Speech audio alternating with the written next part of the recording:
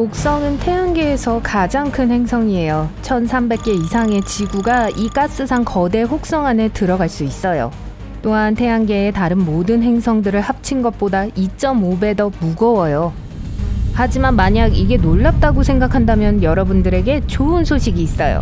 아주 최근에 천문학자팀이 스바루 망원경과 나사의 허블 우주 망원경의 도움으로 훨씬 더 큰 행성을 발견했어요. 이것은 목성과 비슷한 원시 행성으로 마차부자리 AB라고 불리는 아주 어린 별 주위를 돌고 있어요. 이 별은 아마도 아직도 형성 중이며 500만 년 이상 되진 않았을 거예요. 비교하자면 우리의 태양은 46억 살이에요.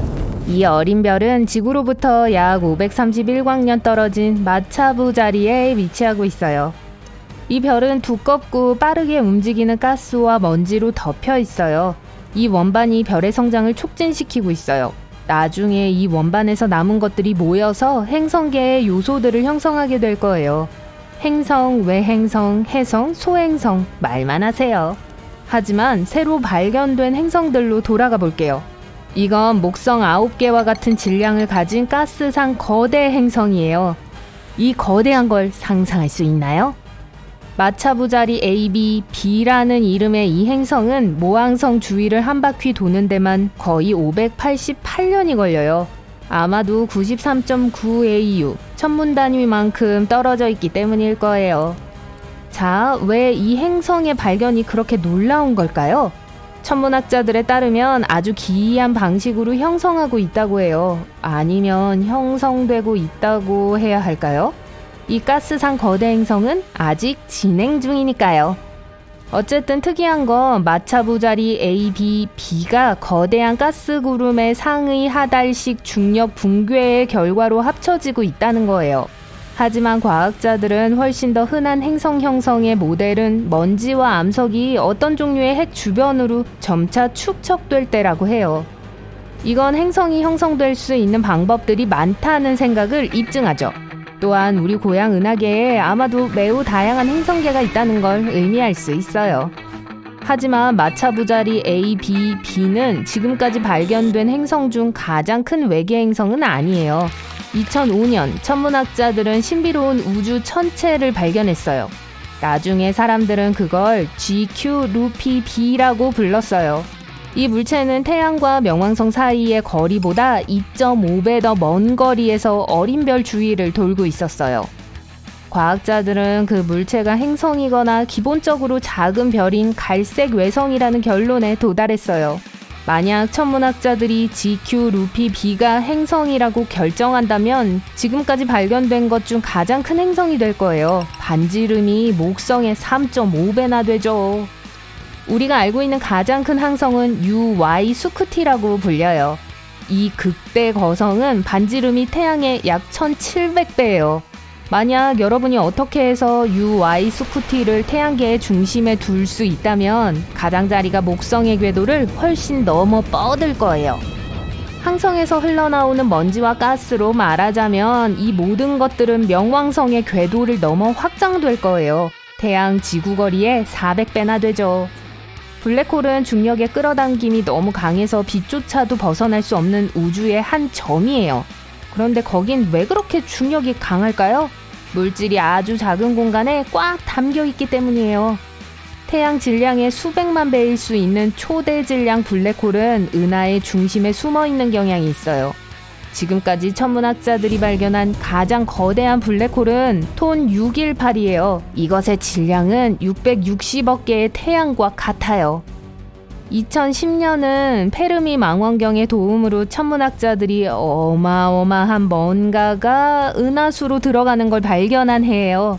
그 발견은 특정 파장의 빛에서만 발견될 수 있는 거대한 물질 덩어리처럼 보였어요.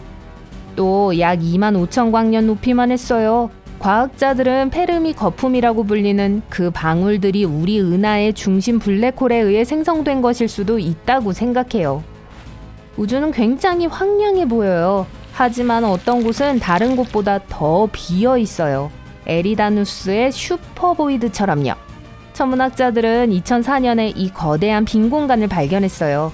그 지역은 폭이 18억 광년이에요. 그곳은 신비롭게 가스, 먼지, 별, 그리고 심지어 암흑물질도 없어요. 성운은 우주에 떠다니는 가스와 먼지로 이루어진 거대한 구름이에요. 어떤 성운들은 별이 수명을 다하면서 많은 가스와 먼지를 내뿜을 때 형성돼요. 다른 것들은 새로운 별들이 형성되는 지역에 나타나요. 우리가 알고 있는 가장 큰 성운은 타란툴라 성운이에요. 그것의 가장 긴 폭은 30도라두스라고도 알려진 이 성운은 지구에서 약 70만 광년 떨어진 곳에 위치해 있어요. 이름과는 달리 타란툴라는 위험하지 않아요. 오히려 반대예요. 별들의 보유권이죠. 수많은 어린 별들이 태어나는 곳이란 뜻이에요. 훨씬 더 멋진 건 우리 은하계 전체에서 가장 활동적인 별 형성 지역이라는 거예요. 2021년 우리가 알고 있는 가장 큰 혜성이 태양계로 들어왔어요. 지름은 137km였고 얼음핵은 이전 기록 보유 혜성의 핵보다 50배 더 컸어요. 침입자의 질량은 놀랍게도 평균 혜성의 10만 배나 됐어요. 사실 C2014 UN271 베르나디넬리 번스타인은 너무 커서 천문학자들은 처음에 그걸 작은 행성으로 분류했었어요. 지구에 충돌할까요? 아니에요. 우리의 아름다운 녹색 행성에 수억 킬로미터 이상 가까이 오지 않을 거예요. 그리고 2031년까진 일어나지 않을 거예요. 그런데 그보다 더 큰 혜성이 있을 수 있을까요? 누가 알겠어요. 하지만 그 생각만으로도 무섭네요. 우주에는 기이한 것들이 많이 있어요. 가상의 핵 파스타도 그중 하나예요. 만일 존재한다면 핵 파스타가 우주에서 가장 강한 물질이에요. 이것은 잔해 물질들이 스파게티 같은 물질에 엉킨 덩어리로 짜여질 때 소멸된 별들의 잔해에서 형성돼요. 이론적으로는 깨질 수 있는데 그러려면 강철을 부수는 데 필요한 압력에 100억 배를 가해야 해요. 펄사는 큰 도시만한 크기의 구형 우주 물체예요. 하지만 태양 전체보다 더 많은 질량으로 채워져 있죠. 두 개의 좁은 광선을 방사하여 반대 방향으로 내보내요. 블랙 위도우 펄사는 그 거미 이름처럼 파트너를 우적우적 씹어먹고 있어요. 이건 가벼운 갈색 외성이에요. 펄서는 더 많은 물질을 소비할수록 더 느리게 회전해요. 이 과정에서 중성자별이 잃고 있는 에너지는 동반성을 줄어들게 만들어요. 하우메아는 해왕성 궤도 바로 너머로 뻗어있는 태양 주위를 도는 물체들의 도넛 모양의 고리인 카이퍼 벨트를 돌고 있는 외소 행성이에요. 이 작은 행성은 기괴하게 길쭉한 모양의 두 개의 위성을 갖고 있어요. 이 행성의 하루는 4시간 동안만 지속되고 이것으로 태양계에서 가장 빠르게 회전하는 큰 천체가 되죠. 하지만 하우메아의 가장 신비로운 점은 이 행성에 64km 너비의 얇은 고리가 있다는 거예요. 그게 뭘까요? 과연 어디서 난 걸까요? 아무도 몰라요. 먼 과거에 일어난 충돌의 결과일 수 있어요. 밤하늘에서 18번째로 밝은 별 포말하우트는 보기에 무시무시한 광경이에요. 사우론의 눈이라고 불리는데 그걸 둘러싸고 있는 먼지와 파편들은 고리가 별을 여러분의 영혼을 응시하는 거대한 눈처럼 보이게 하기 때문이에요. 이 위협적인 별은 태양 질량의 2배 이상이에요. 지구로부터 25광년 떨어져 있는데 우주에서의 거리로 따지면 그리 멀지 않은 거죠. 이 나비 좀 보세요. 날개 폭이 3광년 이상이에요.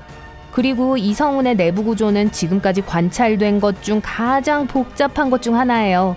이 성운의 중심별인 백색 외성은 믿을 수 없을 정도로 높은 섭씨 25만 도로 가열돼요. 그 뜻은 이게 태양의 5배 이상인 거대한 별에서부터 형성되었다는 걸 의미해요. 백색 외성의 적도에 먼지와 가스의 두꺼운 원반이 둘러싸고 있어요. 아마도 이게 전체 구조를 모래시계나 나비 같아 보이게 만드는 걸 거예요.